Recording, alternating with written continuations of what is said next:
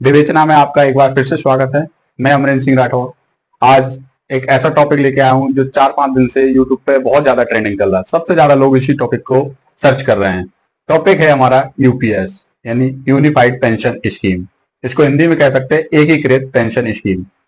इसमें क्या है, जो हमारे केंद्रीय कर्मचारी हैं, जो सेंट्रल गवर्नमेंट के कर्मचारी हैं, उनके लिए भारत सरकार का उद्देश्य है कि उनको एक एश्योर्ड पेंशन दी जाए, एक फैमिली एश्योर्ड पेंशन रहे या फिर एक मिनिमम एश्योर्ड पेंशन हो। ये स्कीम हमारे पूरे देश में जो केंद्रीय कर्मचारी हैं उन पर 1 अप्रैल 2025 से लागू होगी।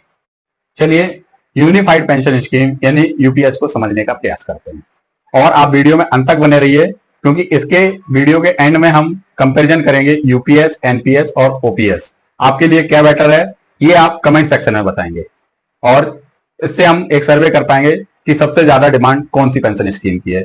चलिए समझने का प्रयास करते हैं। यूपीएस यानी कि यूनिफाइड पेंशन स्कीम एक नई पेंशन पॉलिसी है जो कि केंद्रीय कर्मचारियों को नंबर 1 एक एश्योर्ड पेंशन देने का वादा करती है। यदि कोई कर्मचारी 25 वर्ष की सेवा पूर्ण करता है तो उसको सरकार उसके आखिरी जो 12 महीने हैं उसके जो बेसिक पे है उसका एवरेज का 50%, जो एवरेज निकलेगा 12 मंथ का, उसका 50% उसको पेंशन के रूप में देगी। ये एश्योर्ड करती है। पॉइंट नंबर 2 हमारा आता है एश्योर्ड फैमिली पेंशन। जो पेंशनधारी है उसकी मृत्यु के पश्चात पेंशनधारी की पत्नी है उसको जो उसकी आखिरी पेंशन थी उसका 60% अमाउंट पेंशन के रूप में देने का वादा करती है। पॉइंट नंबर 3 हमारा आता है एश्योर्ड मिनिमम पेंशन।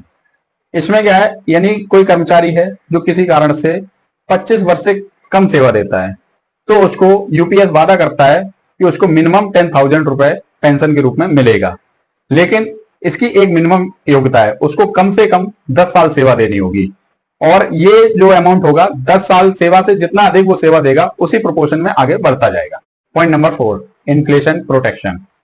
एश्योर एवं फैमिली पेंशन का indexation all India consumer price index for industrial worker यानी कि AICPI के अनुसार किया जाएगा ताकि पेंशनधारियों को महंगाई के अनुसार डियरनेस रिलीफ मिल पाए। Point number 5 lump sum payment on superannuation एनुएशन। इसका गुणनभाग कुछ इस प्रकार किया जाएगा, जो कर्मचारी के आखिरी मंथ की सैलरी है उसका बेसिक का 1/10वां भाग plus DA for every 6 month. एवं ये लमसम अमाउंट लेने से कर्मचारी के एश्योर पेंशन पर के अमाउंट पर कोई भी फर्क नहीं पड़ेगा। किसी भी कर्मचारी को ये दोनों ही स्कीम में से कोई भी एक स्कीम चूज करने का ऑप्शन होगा, यानी कि अगर वो एनपीएस चूज करना चाहता है वो एनपीएस में जा सकता है, अगर वो यूपीएस चूज करना चाहता है तो उसमें जा सकता है। ये कर्मचारी की चॉइस पर होगा। लेकिन इसमें एक कंडीशन है, अगर कोई कर्मचारी यूपीएस में स्विच कर लेता है तो उसके पास वापस से एनपीएस में आने का कोई मौका नहीं होगा। आई होप दोस्तों आपको समझ आ गया होगा कि यूपीएस है क्या, इसका पूरा उद्देश्य क्या है। अब हम कंपैरिजन करेंगे यूपीएस वर्सेस एनपीएस का। इसको हम छोटे छोटे पॉइंटों के माध्यम से समझते हैं। सबसे पहले हम समझते हैं सरकारी योगदान। सरकारी योगदान जो है इसमें एनपीएस में जो होता था वो 14% होता था, जो यूपीएस में होगा वो सरकार 18.5% लगभग देगी। और इसमें कर्मचारी का जो योगदान है वो दोनों में ही 10% है। इसके बाद पेंशन राशि, तो एनपीएस में जो पेंशन राशि थी वो बाजार के अकॉर्डिंग यानी शेयर मार्केट के ऊपर डिपेंड करती है। लेकिन यूपीएस में जो पेंशन राशि होगी जो आपकी लास्ट 12 मंथ की सैलरी है उसके एवरेज का 50%, बेसिक का 50% आपको मिलेगा। फिर आता है फैमिली पेंशन।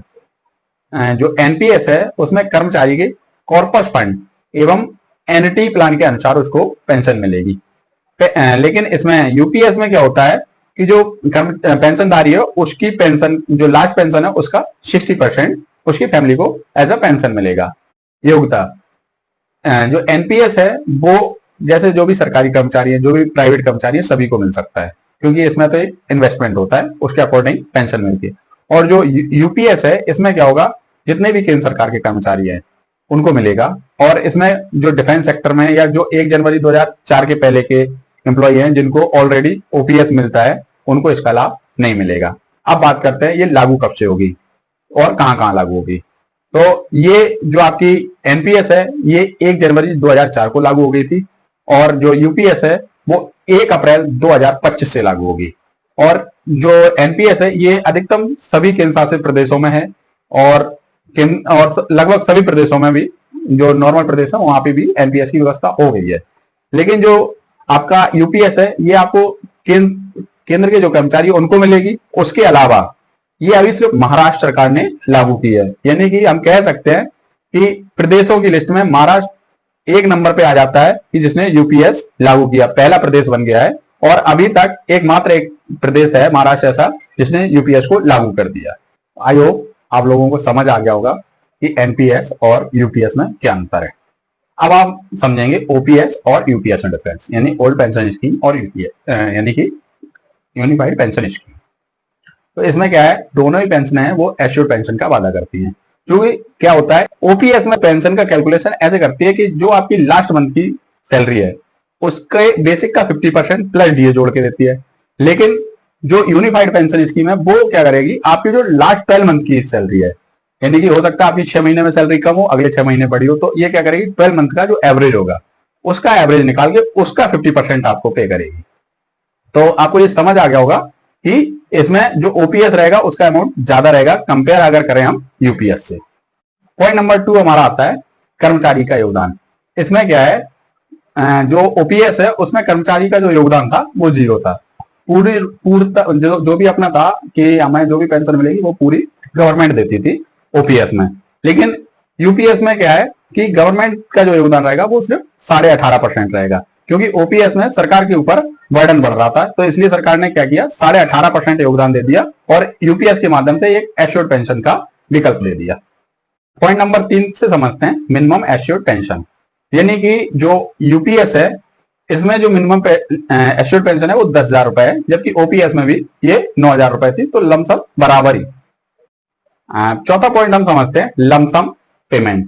ओपीएस में लमसम पेमेंट रिटायरमेंट के समय कम्यूटेटिव पेंशन अमाउंट के रूप में मिलता था, जिसमें पेंशन राशि कम हो जाती थी। यूपीएस में लमसम पेमेंट लेने से पेंशन राशि पर कोई प्रभाव नहीं पड़ने वाला है। तो दोस्तों मैंने ये कंपैरिजन कर दिया यूपीएस और ओपीएस का। अब आप कमेंट में बताइए कि आप किस पेंशन के फेवर में, ओपीएस, यूपीएस या एनपीएस, और ज्यादा से ज्यादा कमेंट कीजिए ताकि सरकार के पास भी मैसेज पहुंचे कि देश की पब्लिक चाहती क्या है। और अगर आपको हमारा ये वीडियो अच्छा लगा तो वीडियो को लाइक कर दीजिए। ऐसे ही इंफॉर्मेटिव वीडियो देखने के लिए चैनल को सब्सक्राइब कर लीजिए, बेल आइकन को दबाना ना भूलिए। चलिए मिलते हैं अगले वीडियो में, तब तक के लिए नमस्कार और धन्यवाद।